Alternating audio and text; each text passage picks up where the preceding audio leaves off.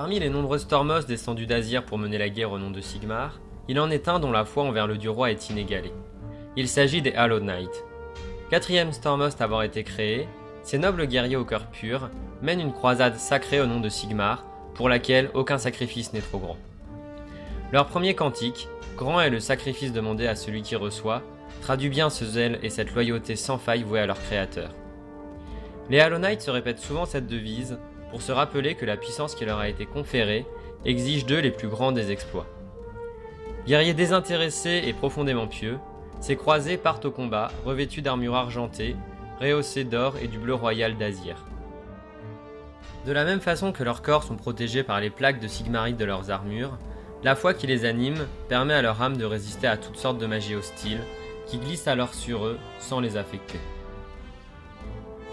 Là où pour certains Stormhost, les métamorphoses successives se voient accompagnées d'hallucinations ou de troubles de la mémoire, ce cycle de vie et de renaissance intensifie toujours plus le feu qui brûle dans l'âme de chaque Hallowed Knight.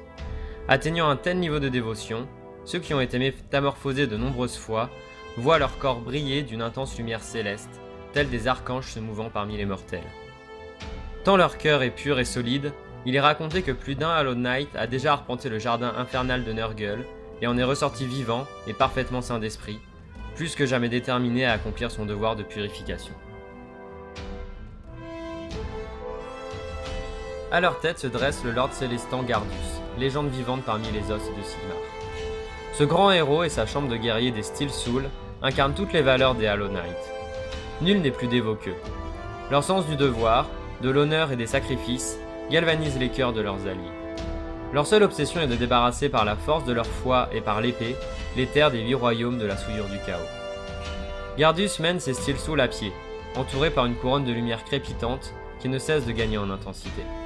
Il a renoncé à une monture afin de toujours combattre aux côtés de ses guerriers et de partager leur destin.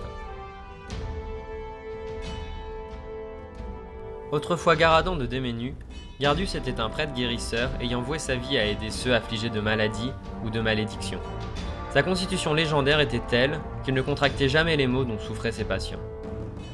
Lorsque son grand hospice fut attaqué, Garadan fit barrage de son corps pour défendre ses patients.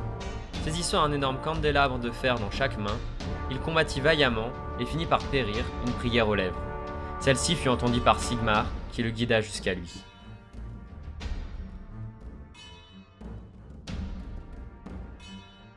Le cri de guerre de ces guerriers auréolés par la tempête de Sigmar, seuls les pieux, a été scandé pour la première fois lorsque le dieu roi les envoya en Giran, au cours de la guerre des portes. Les Hallowed Knights mirent leur courage et leur détermination au service de la reine du bois radieux Alarielle et de ses Sylvanettes, pour vaincre les hordes de Nurgle qui cherchaient à détruire la déesse de la vie et à annexer son royaume. En posant le pied en Giran, la mission des Hallowed Knights était de conquérir la porte de l'aube, tenue par les sbires putréfiés, par laquelle se déversaient les démons depuis le jardin de Nurgle. Combattant au milieu de brumes toxiques, Lord Gardus et ses guerriers engagèrent les légions démoniaques du Grand Unclean One Bolatrax sans parvenir à reprendre la porte du royaume.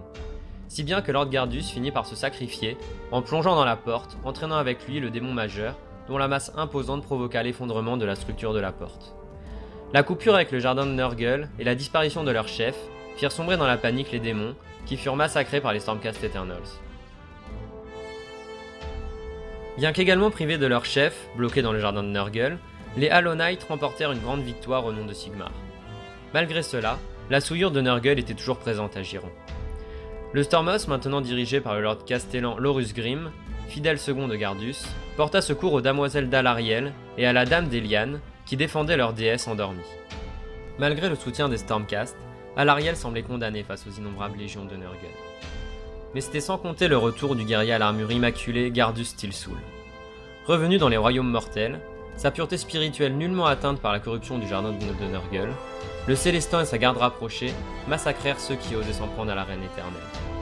Par son nouveau sacrifice au cours de cette lutte, Gardus forgea une nouvelle alliance durable avec les Sylvanettes, recevant par la même occasion la bénédiction d'Alarielle pour le Stormhost. Si Gardus est l'épée des Steel Souls, on ne peut narrer son histoire sans évoquer son indestructible bouclier, le Lord Castellan Lorus Grimm. Bras droit de son Célestant, Lorus est un maître du combat défensif qui œuvre sans relâche pour protéger ses frères d'armes. Gardus sait qu'il peut compter sur lui pour mener les Hallowed Knights s'il trépasse au combat ou s'il est appelé sur un autre front. Les héros des Hollow Knight sont nombreux. Les récits relatent notamment les exploits du Lord Relictor Morbus Stormwarden, grand maître de la foi des Hollow Knight. On parle également du Knight Venator Tornus l'Affranchi, anciennement connu sous le nom de Thorglug Leoni, lorsque Nurgle captura et corrompit son âme. Tornus dut alors son salut à l'intervention du Célestin Prime qui libéra l'étincelle de pureté qui brillait au plus profond de son âme à l'aide de Galmaraz. Combattant aux côtés de Gardus, on retrouve aussi le Knight Aziro Kadok Kel, porteur de la lumière de Sigmar, le Knight Heralder Kurunta, à la charpente de taureau, la Knight Venator Enyo, l'aile solaire accompagnée de son Star Eagle Periphas, et enfin le Knight Vexillor Angstun Draun, qui brandit haut l'étendard météorique du Stormhost. Le cœur de la foi des Hollow Knight est le fort de l'orage appelé Hallowheart, en Aqshy. En son sein, on y trouve la citadelle scintillante, qui est non seulement une forteresse impénétrable, mais aussi l'un des plus grands lieux de dévotion à Sigmar et un important centre du savoir des 8 royaumes. La lutte menée par Gardus et ses Steel Souls est loin d'être terminée, et ils continueront à déchaîner la foudre de Sigmar partout où le chaos proliférera.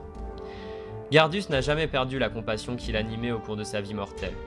Elle est sa plus grande force tout autant que sa pire faiblesse.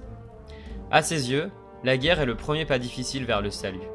Ses compagnons les plus proches affirment que le plus grand souhait de leur commandant serait de rebâtir l'hospice qu'il a perdu jadis, et d'abandonner le métier des armes pour se consacrer de nouveau à ceux dans le besoin. Néanmoins, Gardus sait qu'il ne pourra s'y résoudre tant que les ennemis du dieu roi ne seront pas vaincus.